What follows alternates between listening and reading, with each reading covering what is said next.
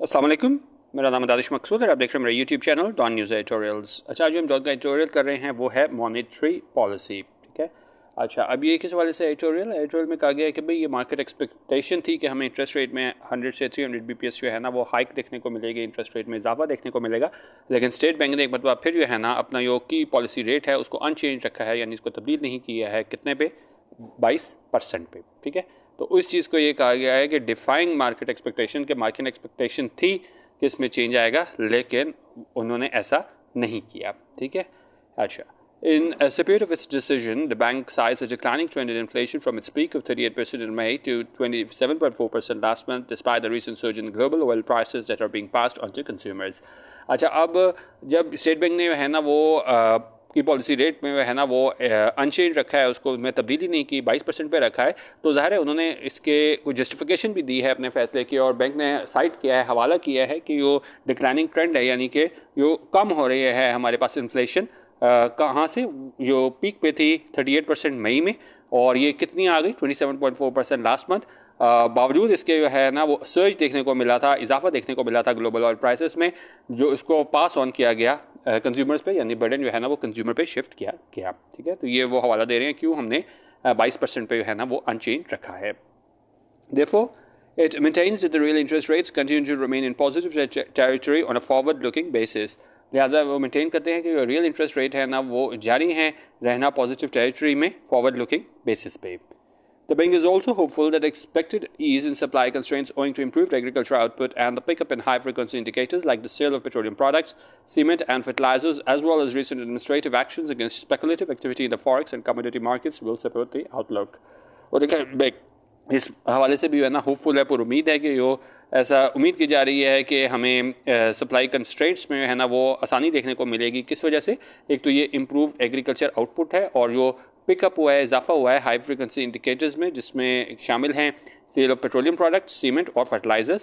साथ ही साथ जो है ना जो इंतजामी जो एक्शन लिए गए हैं किसके अगेंस्ट? ये स्पेकुलेटिव एक्टिविटी जो है उसके अगेंस्ट लिए गए हैं फॉरेक्स और कम्युनिटी मार्केट्स में, वो इस सारे फ्यूचर को, आउटलुक को सपोर्ट करेगी। ठीक है। अच्छा, अब करेंगे जी, the SBP dispels concerns over the recent resurgence of the current account deficit of over $800 million in July after posting a surplus for the previous 4 months, saying it is largely in line with the earlier full-year projections that took into account import growth. उन्होंने कहा SBP ने बिल्कुल dispel कर दिया, रद्द कर दिया उन कंसर्न्स को, उन खदशात को। किस हवाले से? हालिया इजाफा हमें देखने को मिला था करंट अकाउंट डेफिसिट का, 800 मिलियन से तजावज़ कर गया था जुलाई में, और इसमें पहले इन्होंने जो है ना वो पोस्ट किया था सरप्लस प्रीवियस 4 महीनों में, क्योंकि पहले जो है ना वो पॉजिटिव था, लेकिन जो है जुलाई में ये हमारे पास करंट अकाउंट डेफिसिट कितना हो गया था? $800 मिलियन। और साथ उन्होंने क्या कहा बैंक ने कि ये बिल्कुल मुताबिक है किसके? जो पहले फुल ईयर प्रोजेक्शन दी गई थी, जिसने इसको टुक इनटू काउंट किया था, यानी इसको भी कंसिडर किया था किस चीज़ को? इम्प्रॉपर ग्रोथ को। ठीक है। अच्छा, आगे कह रहे हैं कि जी, it underscores a continued monitoring of the risks to the inflation outlook and taking appropriate actions to achieve the objective of price stability if required. और ये बताता है, इस इम्पोर्टेंस को जाहिर करता है कि लगातार मॉनिटरिंग है उन रिस्क से, उन ख़तरात की जो कि इन्फ्लेशन को लाहक हैं, और उसमें फिर अप्रोप्रिएट एक्शंस लिए गए हैं ताकि अचीव किया जा सके ऑब्जेक्टिव, मकसद किस चीज़ का? प्राइस स्टेबिलिटी का, यानी कि वो कीमतों में है ना वो इस्तेकाम लाया जाए इफ़ रिक्वायर्ड, अगर ज़रूरत हो तो। ठीक है। अच्छा, at the same time, it urges the government to maintain a prudent fiscal stance to keep aggregate demand in check, to bring inflation down on a sustainable basis, and to attain the medium-term target of 5 to 7% by end of fiscal 2025. और उसी वक्त जो है ना इससे जोर दिया है गवर्नमेंट को कि वो प्रूडेंट फिस्कल स्टांस रखे, ताकि जो एग्रीगेट डिमांड है उसको चेक रखा जाए। ठीक है। ताकि जो इन्फ्लेशन है उसको इतना नीचे लाया जा सके कि उसको सस्टेनेबल बेसिस पे रखा जा सके, और मीडियम टर्म टारगेट जो है 5 से 7% का, उस पर है ना फिस्कल जो है 2025 उसके एंड पे उससे टारगेट को हासिल किया जा सके। अच्छा, अब कह रहे हैं कि जी, why is the rate to remain unchanged after it was increased in June to meet a key goal for securing IMF funds? सवाल पूछ रहे हैं कि क्यों ये रेट को है ना वो अनचेंज रखा गया, इसको में इजाफा किया गया जून में, ताकि वो की गोल था हासिल करने का IMF फंड्स का, तो उसके लिए है ना इन्होंने इजाफा किया था जून में, जब इसमें इन्होंने रेट में इजाफा किया था जून में। तो अभी सवाल पूछ रहे हैं कि क्यों अब ज़रूरत महसूस हुई कि भाई अब आप रेट को जो है ना वो अनचेंज रखो, यानी उसमें किसी किस्म की तब्दीली ना लाओ। ठीक है। अच्छा, अब करेंगे जी क्या अभी तो स्टेट बैंक ने तो रेट चेंज नहीं किया, तो क्या दूसरा बैंक भी ना करता? Any other central bank would have raised the interest rates in view of this consistently elevated inflation, continuous exchange rate depreciation, and falling forex reserves over huge debt payments and weakening capital inflows. But the bank's reluctance is understandable.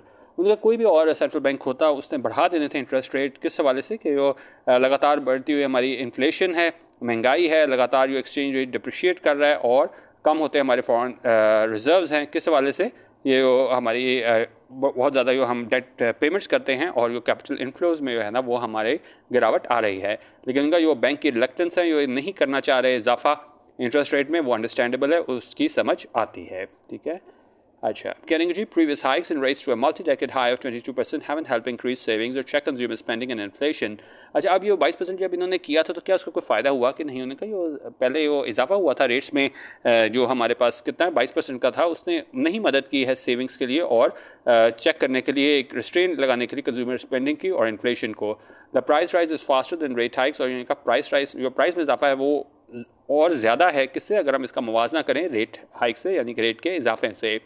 The national saving rate is falling. The national saving rate जो है ना वो गिर रहा है, and the government continues to accumulate debt to meet its inelastic expenditure. और government जो है ना वो जारी है इकट्ठा करना डेट कर्जे को ताकि वो पूरी कर सके अपना एक्सपेंडिचर जो कि क्या है, इनइलास्टिक है। ठीक है, अच्छा अब कहेंगे जी monetary policy an instrument to check the price hike has lost its effectiveness in the current economic structure and existing political uncertainty.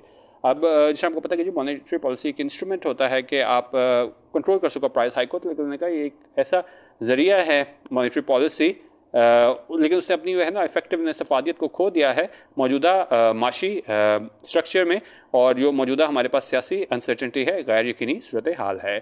For the last several years, headline prices in Pakistan were being influenced primarily by cost-pushed administered adjustments of domestic fuel and power prices, with the demand pull coming from the government that remains the largest bank borrower.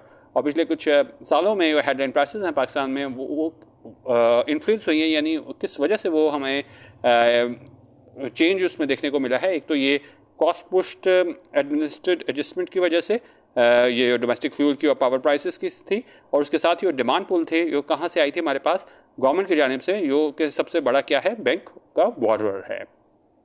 अच्छा expecting a tighter monetary policy to tame soaring prices is useless without a drastic change in reckless fiscal behavior of the government. उन्होंने कहा ये तवक्को करना कि जो हमें टाइटर monetary policy देखने को मिले ताकि जो है ना वो हम सोरिंग प्राइसेस को जो है ना वो इन चेक रख सकें, वो बिल्कुल यूजलेस है, वो बिल्कुल बेकार है without a drastic change in the reckless physical behaviour of the government. कि उन्होंने कहा जब तक जो गैर जिम्मेदाराना जो फिजिकल बिहेवियर है गवर्नमेंट का, जब तक उसमें ड्रास्टिक चेंज नहीं आता तो उस टाइम तक पे जो है ना वो हमें टाइटर मॉनेटरी पॉलिसी देखना गवर्नमेंट की जानिब से ताकि कंट्रोल किया जा सके बढ़ती हुई प्राइसेस को, वो बिल्कुल यूजलेस है, वो बिल्कुल बेकार है। ठीक है, only fiscally irresponsible behavior by the rulers can make it easier for the SPP to effectively apply monetary policy tools and check other inflation producing factors for price stability.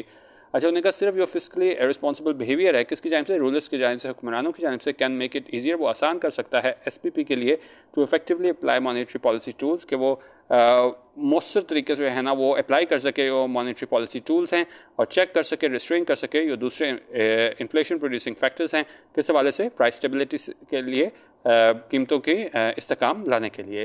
तो बेसिकली आज का हमारा एडिटोरियल था वो किस हवाले से था कि जो इंटरेस्ट रेट है हमारे पास की पॉलिसी रेट, उसको उन्होंने अनचेंज रखा है 22% पे, और मार्केट एक्सपेक्टेशन थी कि 100 to 300 बेसिस पॉइंट्स जो है ना वो इजाफा होगा इंटरेस्ट रेट में। ठीक है, तो आज का एडिटोरियल हमारा व्हाट्सएप ग्रुप ज्वाइन करने के लिए 0312 419 1070 यहाँ पे व्हाट्सएप करके आप 200 रुपीज़ ईजी पैसा पर मंथ में हमारे पेड व्हाट्सएप ग्रुप का हिस्सा बन सकते हैं। वीडियो देखने का बहुत शुक्रिया। अल्लाह हाफ़िज़। पाकिस्तान जिंदाबाद।